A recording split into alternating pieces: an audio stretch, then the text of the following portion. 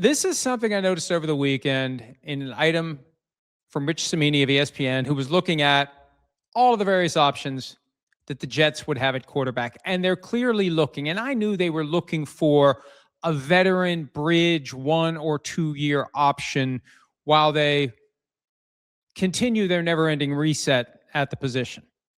And Cimini mentioned the possibility of a Geno Smith reunion.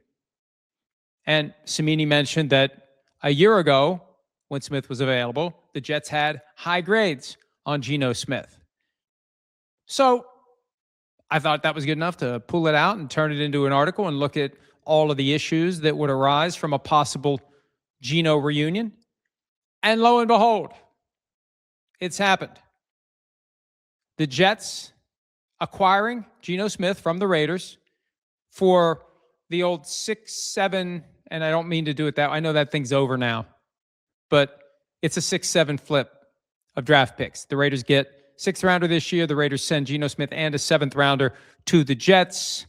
Reportedly, the contract is going to be adjusted, restructured, whatever. We'll see what it ultimately is. He was due to make $18.5 million fully guaranteed from the Raiders, this year, and another $8 million was going to be fully guaranteed as of Friday.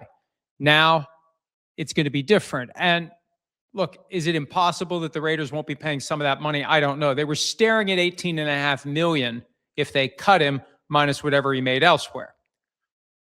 Now, they're apparently off the hook, but we'll see. The bottom line is they've realized something.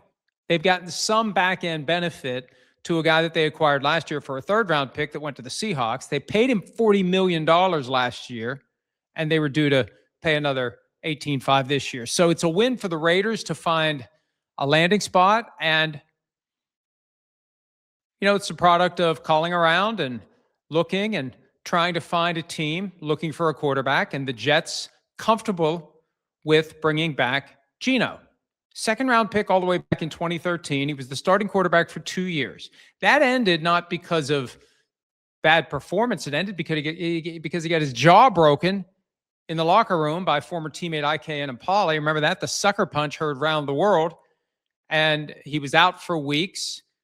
He was a backup through the 2016 season, and then he just kind of bounced around the NFL.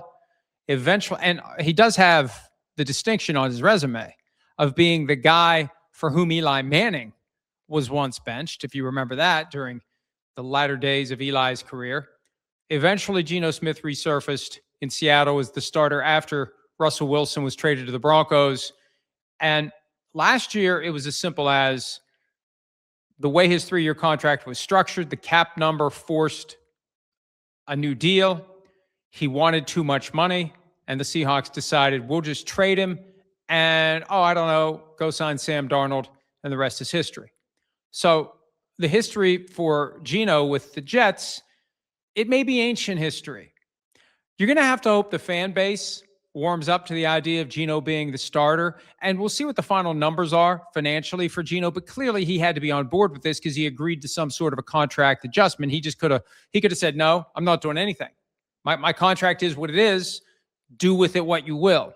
So he came to some sort of an agreement, and what a team pays a quarterback reflects how the team views the quarterback. So I'm assuming he's coming back to play. I'm assuming Justin Fields is going to be released. He's due to make $10 million guaranteed this year from the Jets, and Geno's the guy. Time will tell, but I don't see this deal as being anything other than a move to get that, because I know they were looking for the short-term veteran, and that would be Geno Smith. So he'll be back with the Jets. Fireman Ed may not be happy. Oh, well, can't be any worse than what you've had, Fireman Ed. And I don't look at last year as an indictment on Geno Smith. Some do. I don't. He didn't have anything around him. And the Raiders deluded themselves last year. Maybe that's a product of the unbridled enthusiasm possessed both by Billy Mumphrey and Pete Carroll. They thought the Raiders were going to be better than they were, and it was a train wreck. I don't pin it on Geno. Geno can still play, and now he gets a chance to pick up where he left off right before he took a fist to the jaw in August of 2015. So Geno back to the Jets, and another veteran quarterback is spoken for as both free agency gets going and Wednesday at 4 o'clock Eastern approaches when we're going to see the official release of guys like Kyler Murray and Kirk Cousins. And I've seen some talk that like the Cardinals are in some way doing Kyler Murray wrong because they haven't released him yet. Everybody knows he's going to be available. It doesn't matter if he's not yet. Everybody knows. And surely teams are talking to his agent. And I wouldn't be shocked if there isn't a deal in someone's back pocket waiting until 4:01 p.m. Eastern on Wednesday to accelerate and finalize and move forward. Hi, it's Mike Florio. Thanks for watching PFT on YouTube. Hit subscribe for the latest news and analysis from Pro Football Talk.